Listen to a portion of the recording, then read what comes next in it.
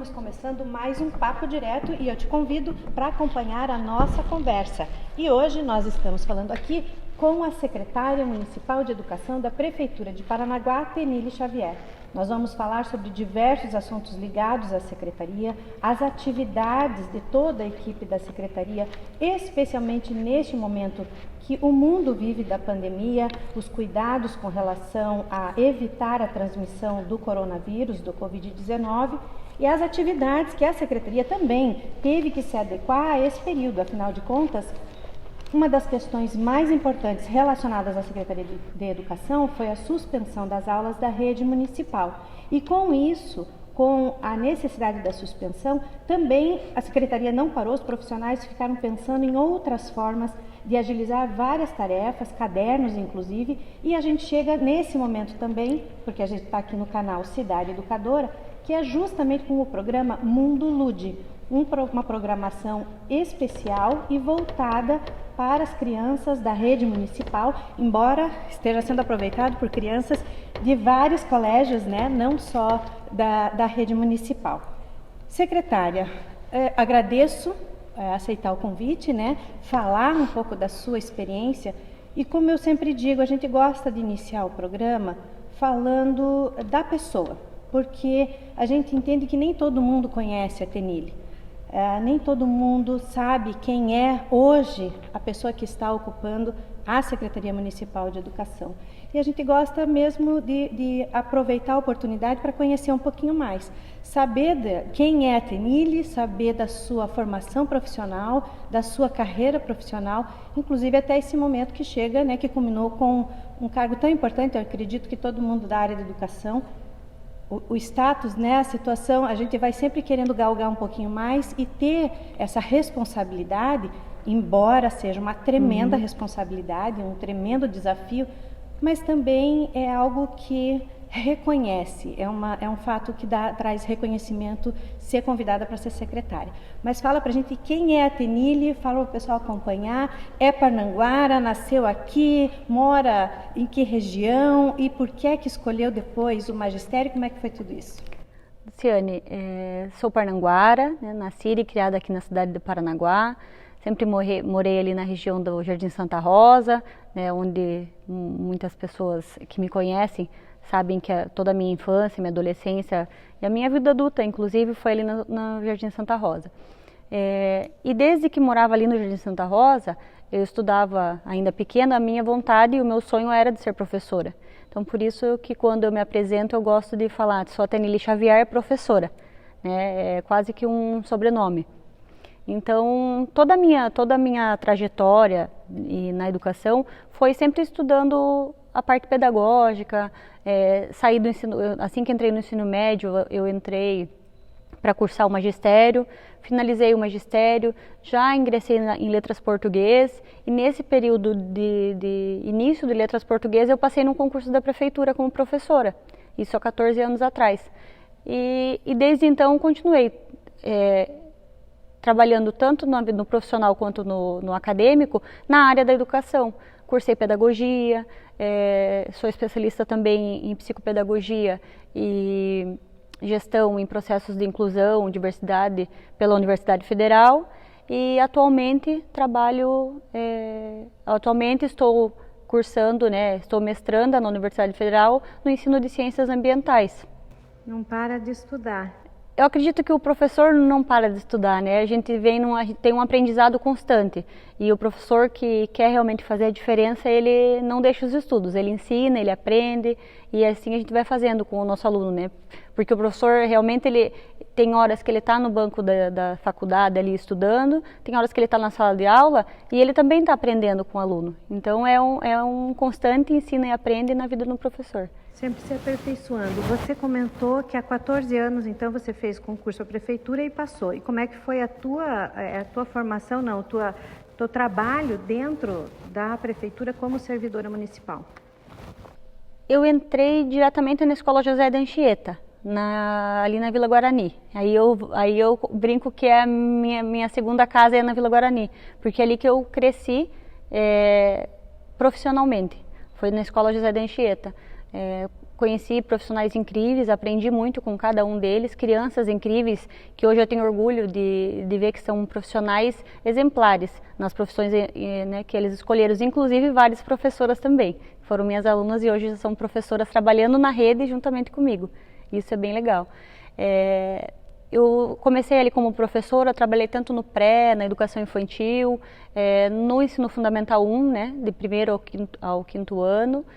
E no decorrer eu fui convidada para trabalhar como coordenadora pedagógica. Então trabalhei ali na Escola José da Anchieta como coordenadora pedagógica nas séries iniciais, né, e trabalhando na educação infantil, primeiro, segundo e terceiro ano. Eram as turmas que eu atendia naquela época.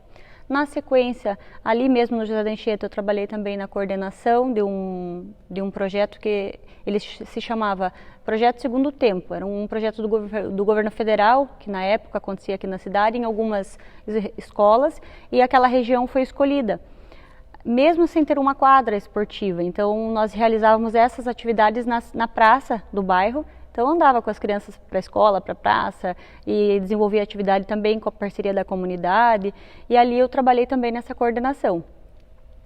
Passou, no decorrer do ano, nós tínhamos um outro projeto que era desenvolvido em muitas cidades aqui do Paraná, e de toda a parte do litoral, se eu não estou enganada, teve a seleção, e esse programa era o PENAIC, que era Pacto Nacional pela Educação na Idade Certa.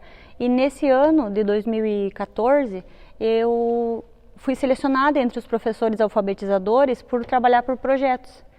E aí eu trabalhei, era um projeto da Horta, que eu trabalhava na escola, e eu fui até Curitiba levar o trabalho dos projetos com os professores do PENAIC, na época, que eram nossos coordenadores.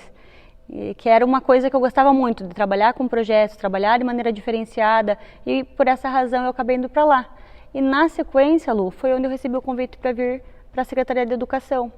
Então lá eu trabalhei no ano de 2015, 2016, na parte de projetos da Secretaria, no Departamento de Projetos da Rede. E aí o que me deixou bem feliz foi assim, eu poderia trabalhar daquela maneira, com aquele olhar que eu tinha na minha sala de aula com a rede toda. E aí foi onde eu consegui assim, conhecer a rede num âmbito maior e também ter um novo olhar sobre a educação, a partir do momento que eu trabalhei com os projetos ali na Secretaria. E aí, recentemente, você foi convidada para assumir a Secretaria, né? Como é que foi isso? Olha, Lu, agora em 2017 eu recebi o convite para permanecer, e aí na Superintendência de Planejamento Educacional. Nessa superintendência eu trabalhava diretamente com o planejamento das escolas e dos CMEs, tanto de profissionais, quem trabalhava aqui, quem trabalhava ali, a parte organizacional, quantidade de profissionais e também em parceria com toda a equipe pedagógica na parte do planejamento das atividades, do sistema de ensino e todas as demais questões pedagógicas, né? E eu trabalhei durante 3 anos e 3 meses, juntamente na gestão, ali pertinho da secretária, a professora Vandeci, né, trabalhando em conjunto com ela e com toda a equipe. E aí surgiu o convite agora no início do mês de abril, fiquei bem surpresa, com um pouco de medo até, porque como você falou no começo, né, é uma responsabilidade tremenda para nós que somos da educação, assumir a Secretaria de Educação deixa assim, e agora? Né? E mais difícil ainda, num momento de pandemia como esse, onde as aulas estavam suspensas. Mas, assim como eu tinha lá atrás aquele sonho de ser professora e de fazer o melhor onde eu estivesse, se eu recebi o convite e surgiu essa oportunidade, eu aceitei, né? Até considerando que a equipe da Secretaria de Educação é uma equipe muito boa, sabe? Uma equipe que se completa. Cada um tem assim é melhor aqui, é melhor ali, todo mundo unido, trabalhando em parceria, a gente consegue chegar em bons resultados. Então, assim que eu recebi o convite, eu aceitei e é mais uma responsabilidade e estou trabalhando para manter e garantir que a educação de Paranaguá continue sendo uma educação pública e de qualidade. Interessante, né? Só reforçar aqui, realmente você começou como professora, atuou com crianças, passou depois para projetos pedagógicos, trabalhou com alguns projetos, teve um deles inclusive reconhecido em nível nacional, depois dentro da secretaria com projetos inclusive, né, maiores, não trabalhando só para uma escola, mas como você disse, para toda a rede, podendo ter essa oportunidade, e tudo isso com certeza traz uma bagagem para que você hoje, como secretária, né, também entenda, saiba o que passa o professor, o que passa o coordenador, o que passa o orientador, os vários profissionais que atuam dentro da secretaria. E aí eu te pergunto assim, ó, porque justamente você assumiu a secretaria num momento delicado do mundo, né, um momento da pandemia, todo mundo, as aulas já estavam suspensas. E como é que foi para a gente, antes de entrar na questão dos projetos, justamente dos cadernos que foram feitos especificamente para as crianças, eu gostaria de perguntar qual foi a atitude, a decisão da secretaria no sentido do pessoal, de funcionários, teve que dispensar muita gente, tem muita gente em home office. Como é que está a estrutura da secretaria após a decisão, né, com todas essas medidas preventivas estabelecidas?